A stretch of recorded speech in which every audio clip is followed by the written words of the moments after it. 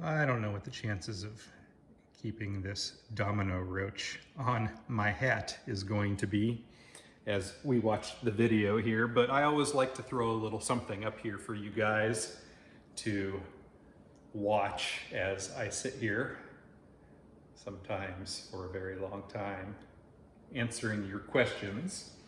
And this is part 2 of me answering the questions that you guys ask me. Every Friday, I post a contest, or I try to do that every Friday. And this past Friday, it was a question and answer contest that I posted. And I've already made one video since then on Sunday responding to your questions. And I want to say very quickly, if I answered one of your questions and you ever have follow-up questions about my answer, I don't always answer them to the satisfaction of the person asking the question, and I'm always happy to give follow-up information. Where did that roach go? I could have sworn I felt it on my neck, but it's not there anymore. Oh, you guys knew where it was before I did, and that's why it's fun, and that's why I do it. Feel it crawling around there. Not exactly sure where it is. Anyway, we will continue on here, and I will undoubtedly feel the pitter-patter of little feet on my head as we do this. So if anybody who asks a question has a follow-up question, please put it down in the comments here, and I'll be happy to answer and clarify anything that I missed. And of course, if you want to ask questions about anything at all, you guys are always welcome. I'm not particular as to you guys staying on topic. You can always ask any question that you want to about pet bug care. If it's a mantis video and you want to ask about millipedes, go for it. I don't mind at all. I have always appreciated simply that there are other people who like the same things that I like. And so please don't ever feel like you have to stay on topic while you're watching my videos. Well, where did it go? I am curious enough now. Oh, I can see it. All right, in the reflection. So, got an email there. You've waited long enough. Let's get right to the questions here. Video part 2 of me answering them. And we had left off down here with smocklers. Moving on now to ferox or Pheroformaceae. Is there any chance you could begin to sell queens and small colonies of western harvester ants, Pogona myrmex occidentalis? Currently, it's the only ant that can be legally shipped across state lines within the continental US, and they apparently do live in Oregon. I'm sure I've seen them, actually. And I really like your account, by the way. If you guys like ants, check out, it's Ferox space, the subfamily Formaceae, Formicae. Check out the ant channel over there. It's up and coming, and I'm looking forward to getting to know you a little bit better because already in prior videos, the person who runs this other YouTube channel has been very helpful in identifying some of the ants that I've posted, because it's a real area of weakness for me, identifying them. And then he goes on to say, if you ever need help starting out with these ants, I'd be happy to help. I do plan on getting out here into some of the wild places in Oregon, and the deserts are always a draw for me, specifically because the weather tends to be the best out there. Oregon, we don't get a lot of great months of weather, but the deserts do stay sunnier longer. And this is my year. This is my year. I'm going to get out there a lot because of this YouTube channel. So I'm going to find those ants, buddy, and we'll talk. Okay? Thank you very much for the question.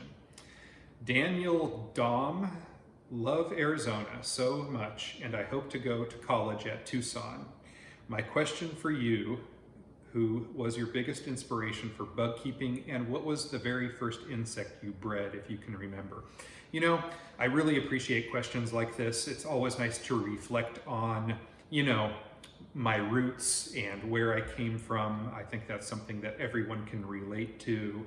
I've been doing this for a very long time, and I've had many sources of inspiration over the years, but I always like to give credit first to my parents and also my grandmother. She's just had her 102nd birthday here back in January.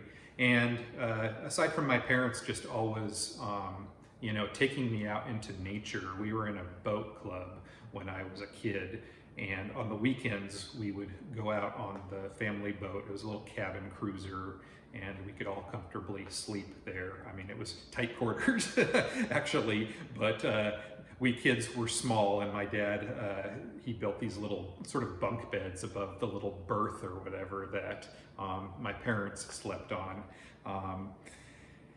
Anyway, we were always out fishing in good weather, and I loved fishing, but my first thing, as soon as the boat stopped and I could get to the land, islands often, or you know, the banks of rivers, because we did a lot of river boating.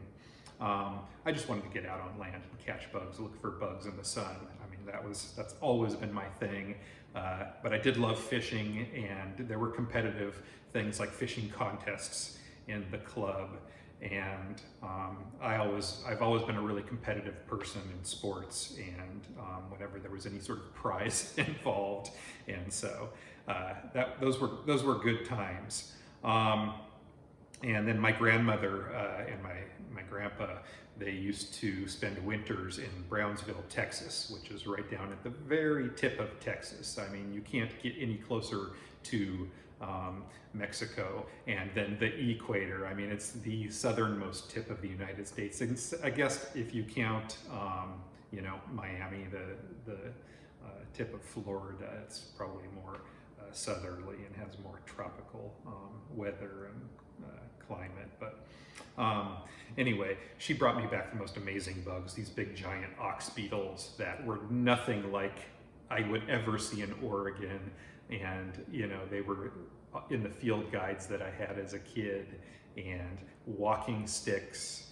And so my parents first, but I want to also give a little shout out, I think, to you know, like Ranger Rick magazine. I mention them on Instagram every once in a while. The field guides themselves that were around, the Simon & Schuster's one I got when I was 8. Before that, I had little golden guides to insects, and I had the spider one, and I had the pest species one, and then I got the Audubon field guide to insects at one point later. And without other people coming before and making those things, I don't know, and my parents buying them for me, I don't know if I would have ended up where I am, because I may have just gone outside and had a curiosity about nature and insects and always been sort of drawn to them.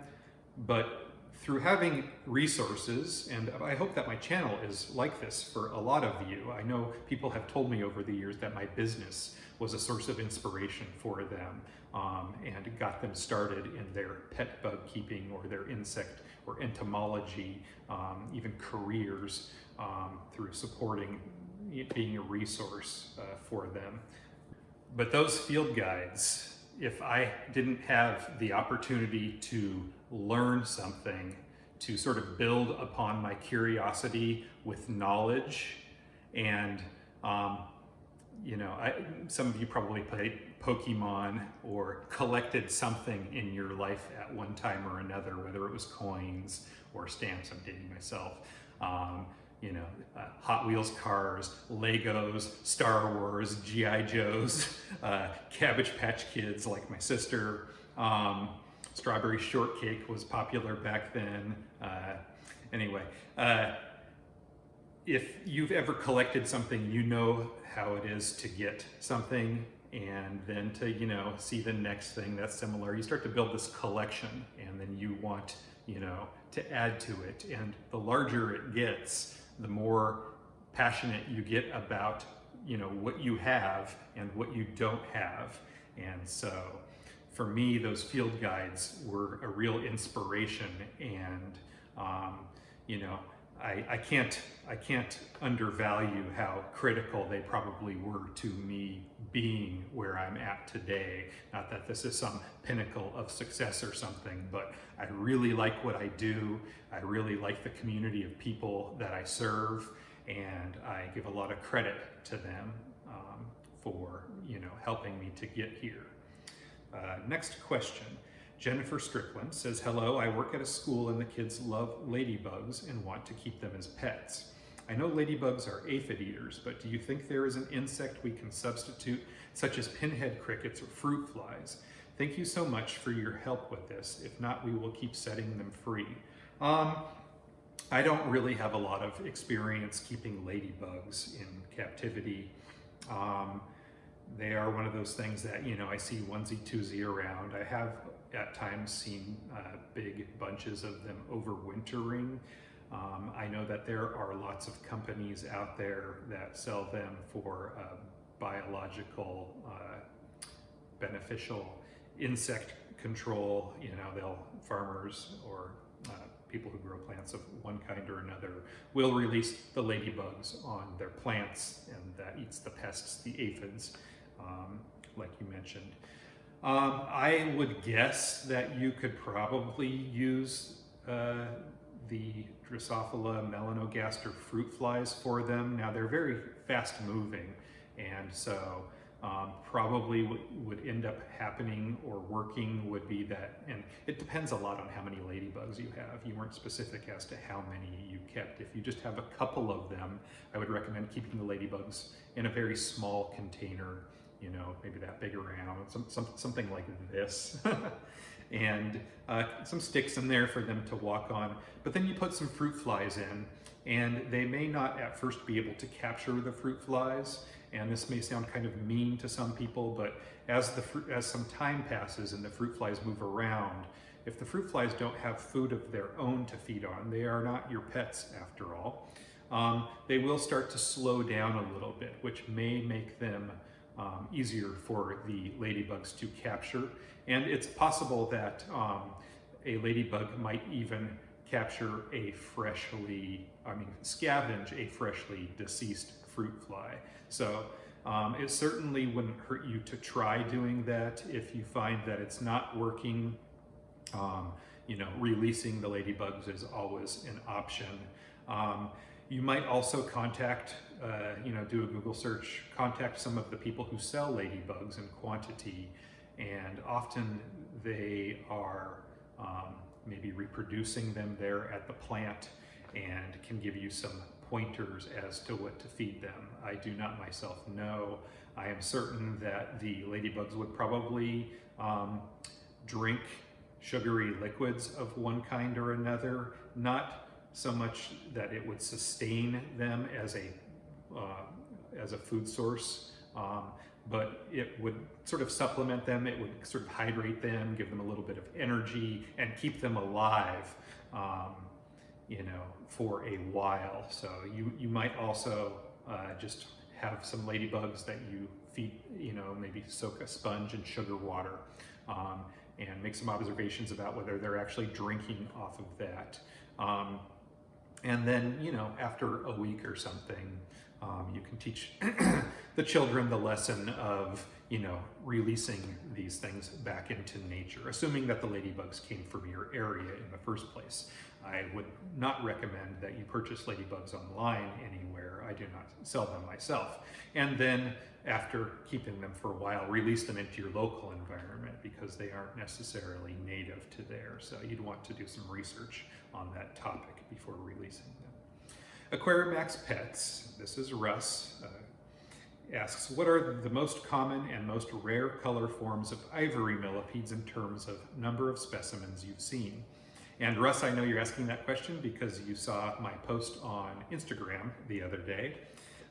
Russ has been on YouTube for a very long time. He's got a new YouTube channel, or a new Instagram channel, I mean, and so he's starting to build that up, and I'm really enjoying his isopod posts as he makes them there. He also does some great close-up shots of insects through a magnifier.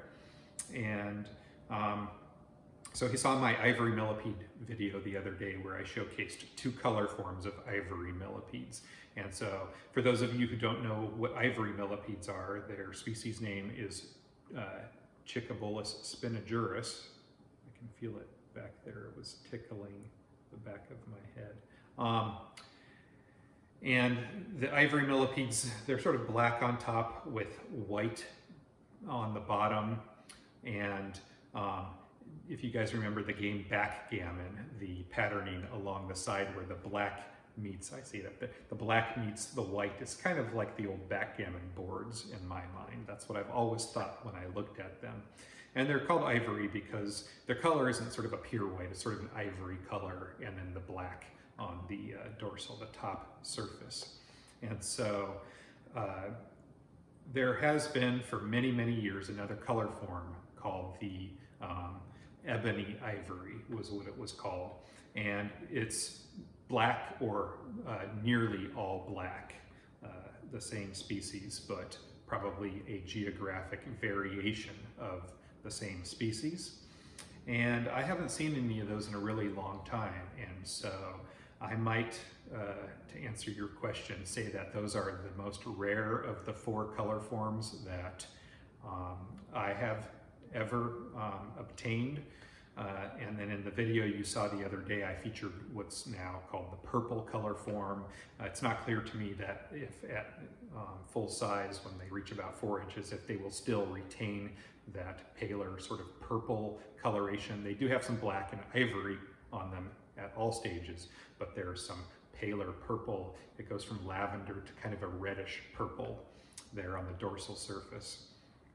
And then most recently, a color form called the salmon ivory has popped up in the hobby, and I featured those ones in the Instagram video the other day too. So I would say that the salmon ones, based on my experience, are the rarest, but I have a feeling that they are going to be sort of up and coming in the hobby, and you're going to see them more than you see the ebony ivories, since it's been a long time since I saw those. Thank you for the question, Russ. I always appreciate you popping in here. Water Bottle asks, wow, the landscape was surreal. And he's referring to my video where I was probably hiking through the wash there in the deserts of California in my last video, where everybody started asking these questions. As for my question, do you own any non-invert pets, dogs, cats, herps? I grew up with cats, and so I do have a fondness for cats. I do not plan to ever live with a cat again. I have only very briefly. I lived with a girlfriend who had a dog. I lived with her for 6 months. It was a Chihuahua, and so I took it out for walks all of the time. I never felt close to that particular animal, but I found myself being the person who was walking it every day, and I didn't mind that so much. It's always nice to have a reason to go outside, and of course, you know exactly what I did while I was out there the majority of the time. It wasn't reaching my hand into the bag and picking up the poop. It was looking for bugs, of course. I do have a bearded dragon. I sort of inherited it from my second and last marriage, and it was my now ex-wife's pet. And the joke used to be that her pets eat my pets. But she had moved into an apartment at the end of our relationship, and I was left with the bearded dragon because it just made the most sense for me to keep it, because I have all of the bugs to feed to it. And of course, it's still, I always really enjoyed having it, and not just because there's a nice big heat lamp on top of its 40-gallon tank that heats all of the bugs on shelves above. So there's your answer. I don't know a lot about reptiles. I don't even know a lot about bearded dragons. I just continue to provide it the same care, and I don't know, we've had it for, it's been in my life for 8 to 10 years now. So. Lilu Walker asks, what type of bug do you think you'd be if you were turned into one? Well, that's different than if I had the option of turning into one. So you're asking what the universe would turn me into if I were a bug. And on the one hand, I might guess that I would be the prey for something. When you think about all of the prey items, including fruit flies, house flies, crickets, roaches, all kinds of different things that I've fed to bugs over the years, it might be some sort of cosmic justice for me to be turned into a house fly that were then fed to a mantis. And you know what? I'm perfectly content with that answer, so let's leave it there. Owen Kraft asks, how long does it take a ghost mantis to molt? I've had my ghostie, Arx, for around 4 or 5 months now, and she hasn't molted in a month or 2. So by that measure, you have seen your mantis molt. And young mantises molt more frequently than older mantises. The time between molts as they grow increases. And so where a first instar or hatchling mantis might take a week to 2 weeks to molt that first time, if you've got one that's about 5 months old now, I might guess it's a month to maybe even 2 months in between, you know, that last molt where the mantis gains its wings. It's really hard to say. Another thing to take into consideration is that it's March 1st now, and you've been moving through the colder months of the year, and it may be that your house is cooler than what the mantis likes ideally for optimal growth. And so you might add some heat to that situation if temperatures are 75 degrees or below and you're feeling like it's maybe been a little bit too long. But you said a month or 2, and you go on to say, I don't see any wing buds, so I don't think she's subadult yet, and she's been eating fairly normally since her last molt. Thanks for your time. So, I mean, those are good signs that she's eating normally. If her abdomen isn't plump, normally as you use it may be a reference to when she were younger and how frequently you were feeding. The older they get, the more they need to eat because they are larger mantises. And sometimes that means more food offerings. Sometimes that means the same number of food offerings, but larger prey. These are all variables to take into consideration. I think that pretty much hits all of the different variables here. I'll finally say it to people who may be in the same situation that at this point, when it's been this long, it's especially important to make sure that you have the proper molting surfaces for your mantis because it's more than likely going to happen very soon, and that you are maintaining humidity in the cage so that when it finally does happen, that it happens in the right way. Creedsy asks, one question that came to mind is, what about culturing or keeping those long-legged mites from your Instagram? I usually don't like mites, but those are pretty cute. Also the button-looking ones, how are those doing? Button-looking mites. I don't remember any button-looking mites off the top of my head. I make a lot of videos, I see a lot of things. Sometimes I'm just kind of passing by and mention something. I do remember the long-legged mites, and I think you are talking about the little tiny white ones that were using their front pair of legs like antennae, much like the Venon's harvestmen do. And so I would be curious to culture them. I don't know what value it would have to my customer base, which is usually my impetus or motivation for culturing something or attempting to. Sometimes I do things just for Instagram, like when I made the firefly video recently, but then I ended up letting those go, as you saw in a subsequent video.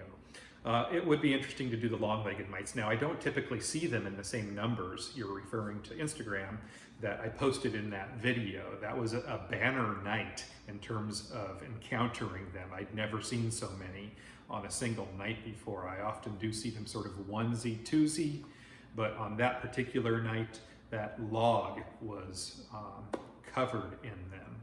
So, you know, it would be a very interesting thing to do. I don't intend to do it, but, you know, sometimes it only takes a few people asking about things and then me encountering them again to where I'm like, okay, you know, I don't have a great video idea for YouTube this week, although I never have any, I'm never at a loss for potential content to make videos of, but I might find myself in a position where I decide to, you know, try it out just because you and maybe a couple other people indicated an interest in it. So thank you for your recollection of them in the first place and for mentioning something that, you know, for me, it's neat when people mention the odd things that nobody else has ever asked me about before. So I appreciate that. Jingles Roth asks, how often do you go out and look for bugs in a week? And I mean, every time I go outside, I'm looking for bugs. That's just a fact.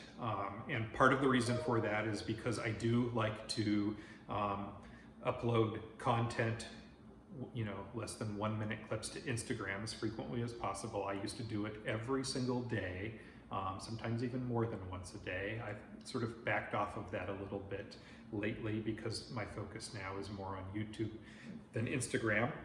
But I still do really appreciate my base of 79,000 or whatever people on that platform. And I do still want to produce content for them on a regular basis. It's very difficult to keep up with social media sometimes with everything else I'm doing. And after this, I actually do have to get to some work here, and then I'll come back and do another set of questions a little bit later. But we are getting towards the end of the contest here in terms of the number of questions that were asked.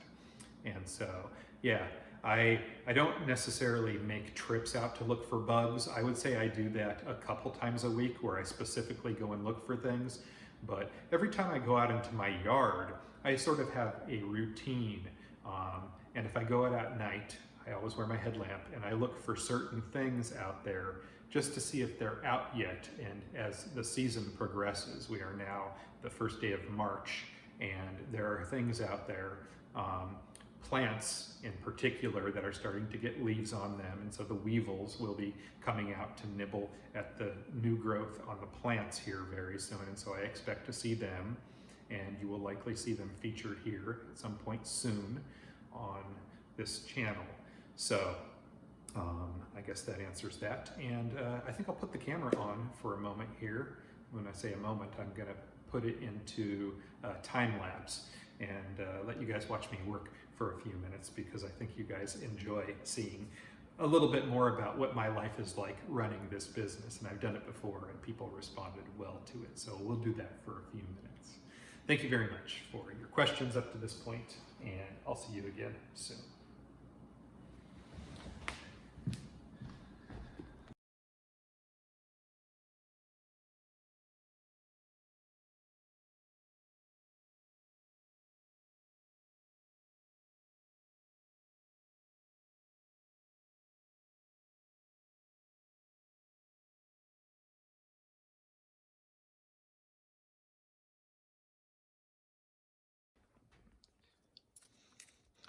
Thought you guys might like to see what I made for dinner tonight. Put it over some rice. Delicious. Indian food is my favorite, although I'll eat pretty much any kind of ethnic food and enjoy it more than all of the stuff I grew up with. Another thing I'm doing tonight, I like to cross out that second S on there since that's my last name without an S, just to be funny. But I love making pickled eggs when I use the pickles up in the pickle jar. So good. So you guys just got done watching me print up my labels for Monday shipments. Got a few more of them, but that was the majority of them. I have a couple other websites that I ship things out of as well, but those were the Bugs in Cyberspace orders. I've had my website up since 1997, And I do a lot of business, and I have a small stack that I sort of selected out from the shipments tomorrow to tell you about because I thought you might enjoy hearing about it very quickly. This particular person here had said that they ordered some blue death feigning beetles in the past and one didn't make it. After a couple days, you said you would be able to include it in a future order, so I guaranteed that, even though apparently it arrived alive, but I told them that I would replace it even though it had been a couple days.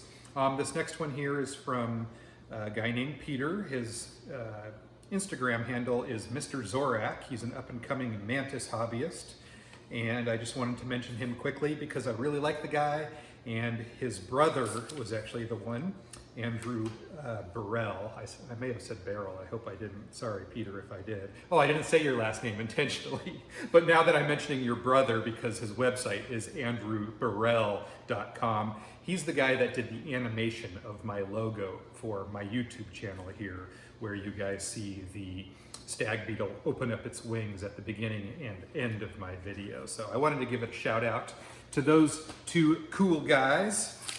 And then this one here, this is a DOA replacement for a smooth death feigning beetle.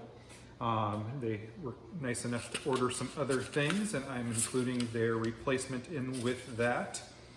And this here, I only separated out to let you know that I ship to a lot of schools. She says, these will be delivered to my place of work. I am a teacher at a school. Please make sure before you ship that it will arrive on a weekday, not a weekend. I really appreciate my customers who are educators, teachers, things of that like. This next one here, I needed to look up some more information about him, so we'll come back to that in a moment because I want to give him a proper shout out too. This one here is another teacher at a school in the Bronx.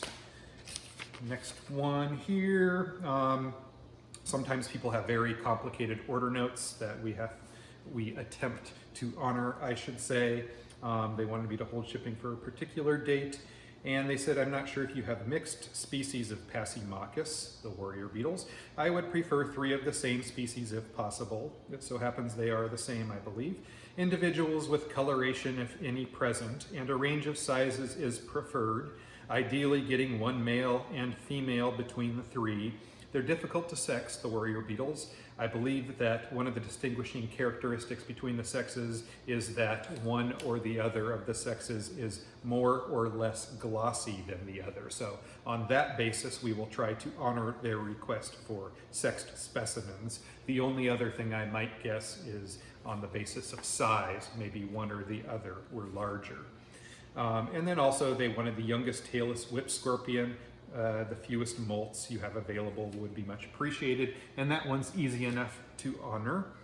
This next one here, she is a very popular Instagrammer with a tarantula or spider account, and her name on there is Jessica_arachnid. In case any of you are familiar with her, I wanted to give her a little bit of a shout out. She is getting 1, 2, 3, 4 different kinds of arachnids, as well as some beetles and isopods.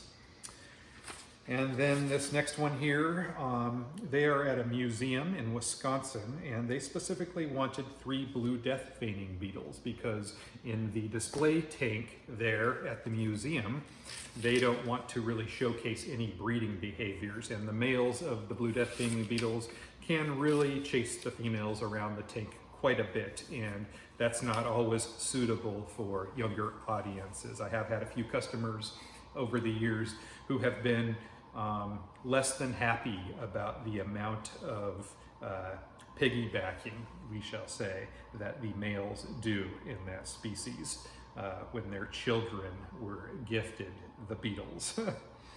This next one here, just a nice note. He wanted to say hi, and he digs what we do. Your site popped up numerous times when I was looking into pet bugs by bug lovers everywhere.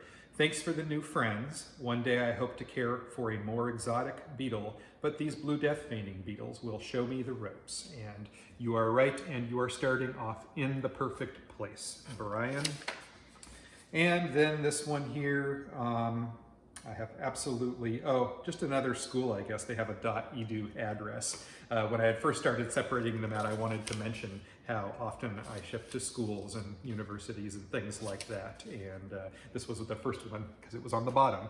And then I found a few other school ones. I'm gonna look this other guy up here.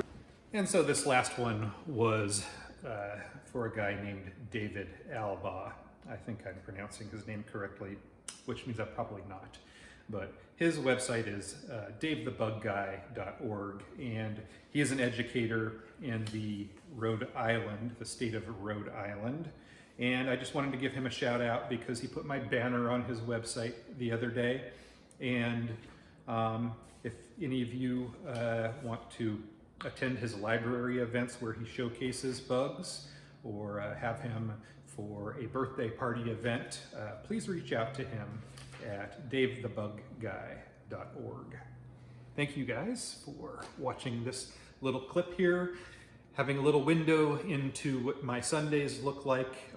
This is just the beginning for what's going to happen tomorrow. I was merely printing invoices, researching time in transit, along with the weather for each order, deciding whether I was going to ship it on Monday or Tuesday for all Thursday through Sunday orders. And now the real work begins, prepping the orders, getting the containers out, putting the bugs in them, and then taking it all down to ship it tomorrow.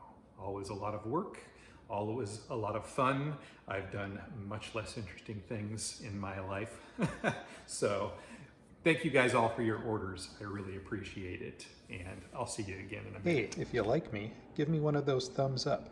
And please subscribe and hit the little bell so you know when I post next. Please share me with your friends on social media. Thank you for watching.